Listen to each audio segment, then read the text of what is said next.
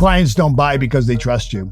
They buy because they believe in you and your value. And if belief is built one trust moment at a time, you've got to be intentional about every single step in the process. Every sale that you lose comes back to just one thing.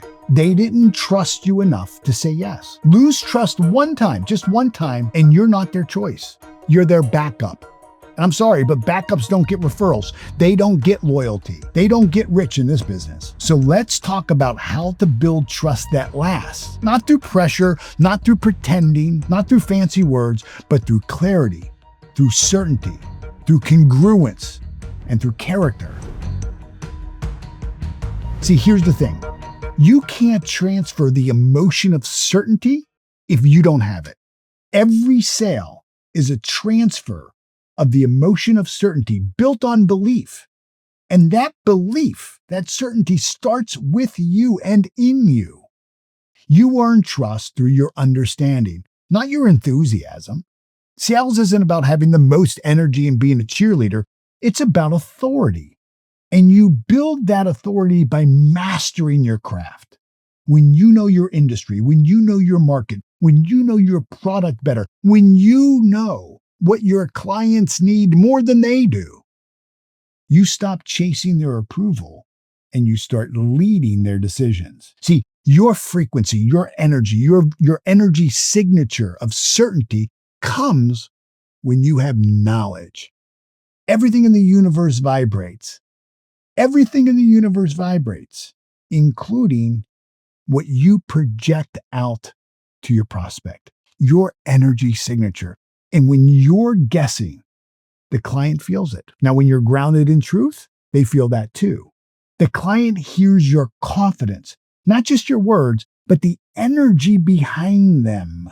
That's what they feel. See, the expert isn't the one who knows everything. The expert is the one who knows what matters most to the client. You don't have to drown them in data.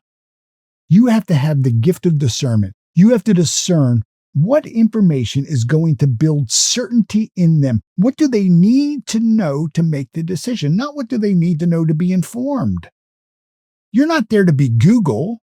You're there to help them discern all that information, to quiet the noise. See, knowledge without discernment leads to confusion and information overload. When you add in discernment, that creates clarity and certainty. See, the salesperson is always the originator in the process. In every interaction between two people, there is an unspoken decision that gets made in the first 4 seconds, and that is, who is the authority in the conversation? This doesn't mean dominative power. This means this is the person who's going to lead, who's the expert, who has the authority to guide this conversation. That's who the originator is, and that's what you're trying to establish in those first 4 seconds. Your job isn't to mirror, back to your client their body language or the words that they're saying or their posture. You're there to bring clarity into their mind. See, people trust those who can make them feel a sense of certainty.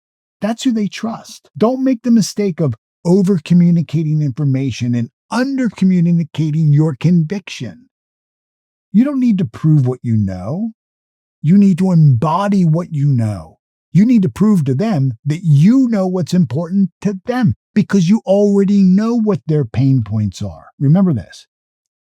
Honesty builds authority. There is nothing that will erode trust faster than that faint scent of manipulation, that faint scent of hedging language. The old saying of, fake it till you make it. No way. You can't just fake it till you make it. You will never make it faking it in this business. Sales is this sacred space. It's the act of helping someone make a decision for their own good. And that means you never hide the truth. You never hide the truth to make a sale easier. You tell the truth to make the sale stronger. See, when you can say, look, this just isn't a right fit for you, you might lose that transaction, but you will gain a reputation. You will gain trust. I don't know about you, but for me, that's worth far more in the long run. Honesty is about having clarity, and bringing clarity to the conversation is compassionate. It's empathy. It's connection. The most loving thing you can do for a client is to tell them the truth. If they're about to make a bad move and you stay silent because you want to close the deal, you want the commission, that's not kindness. That's you being a coward. And that will erode trust. See, your integrity is your closing power. You can't fake alignment.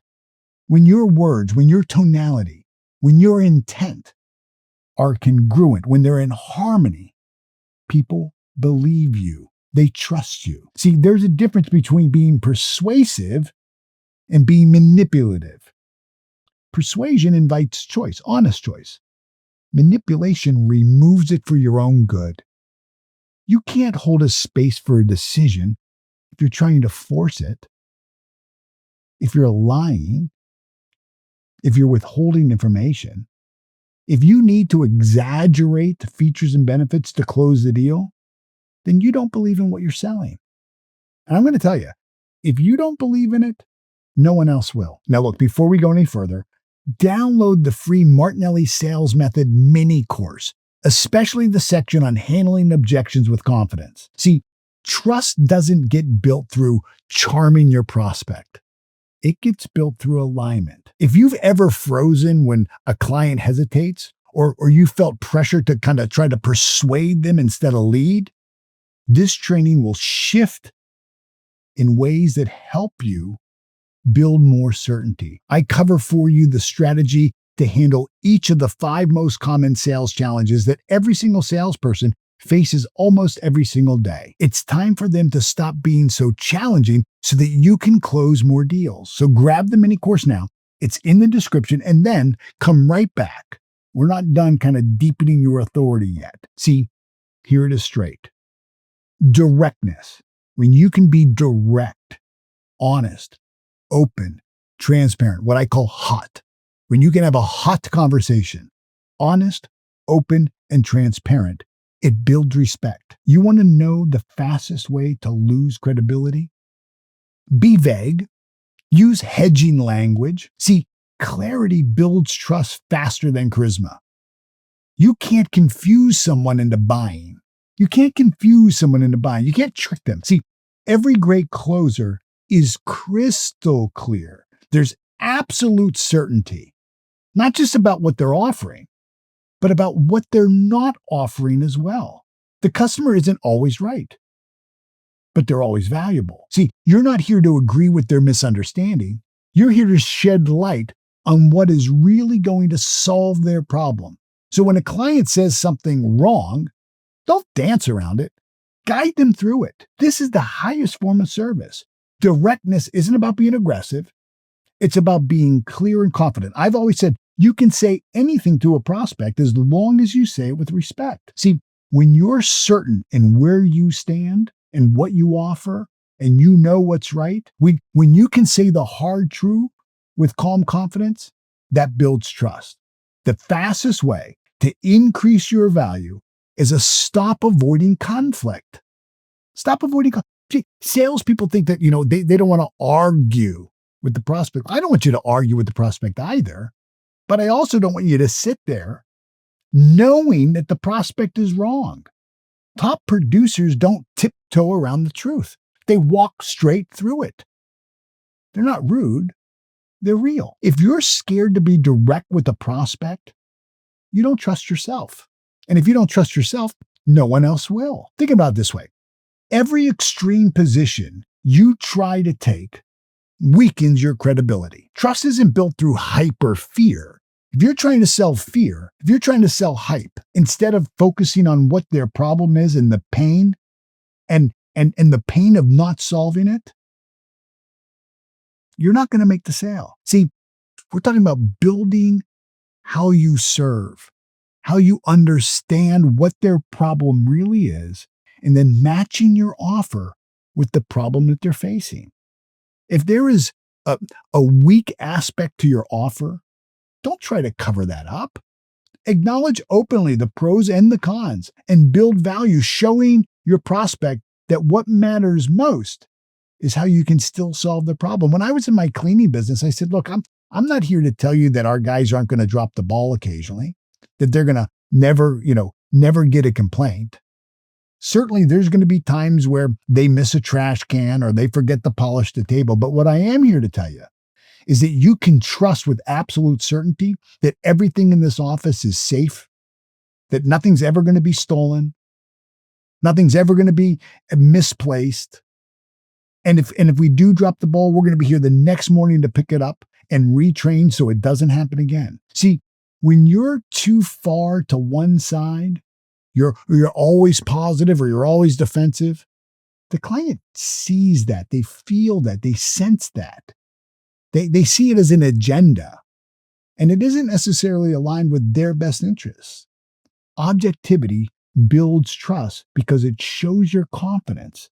It shows that you can handle the truth. You can just say this, hey, look, here's what this does better than anything else, and here's what it doesn't do. Here's what this does better than anything else in the market, and here's what it doesn't do. See, that sentence alone can build more trust than an entire presentation. When you can state what the weakness is in your offer first, and then build the value. See, there was a commercial from L'Oreal where they knew that their price of their cosmetics was way more than everybody else's, almost triple the price.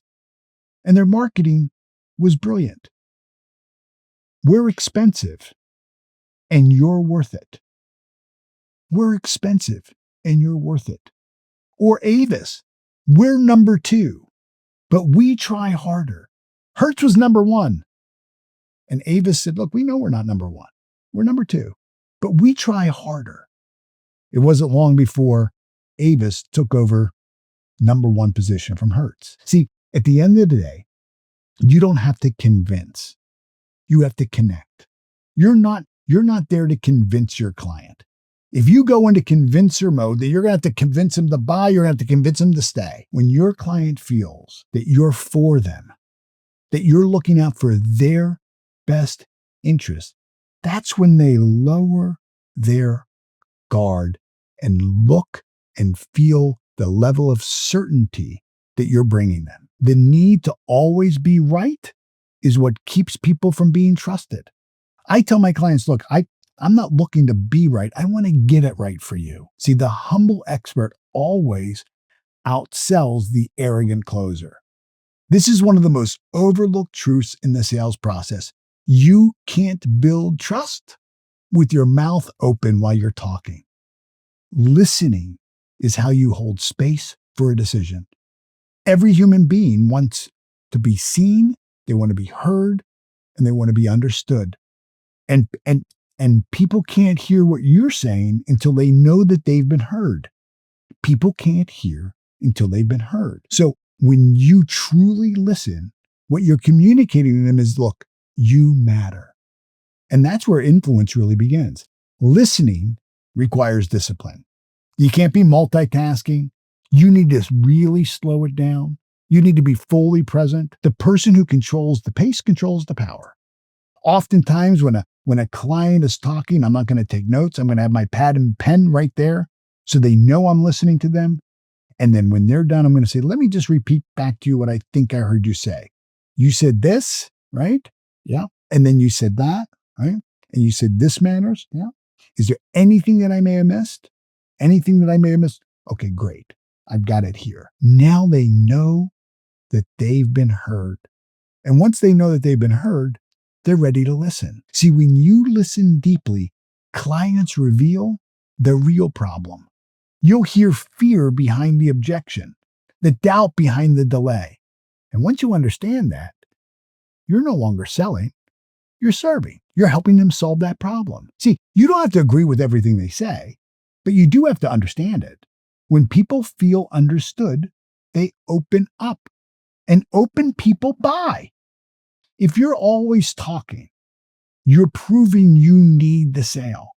And when you listen, you prove you're already there to serve them and that you're ready there to earn it. Look, trust isn't a sales tactic.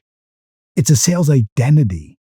It's who you are when you're not pitching and how you show up when no one else is watching. It's how you lead when everyone else is uncertain. You don't build trust by performing. You build trust by being. Every moment that you lead with clarity, you expand your influence.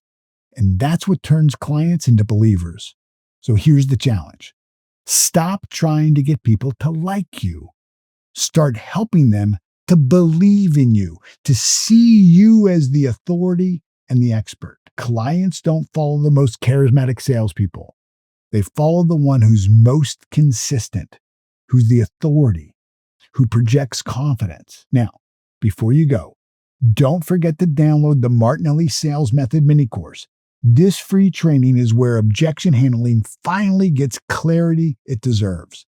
This is where you learn how to stand calm, clear, and grounded in every client pushback. In this course, I teach you the strategy for the top 5 sales challenges that every salesperson faces every single day. So get the course at the link below. It's free. And when you're done, watch this next video, how to grow your business and sales faster.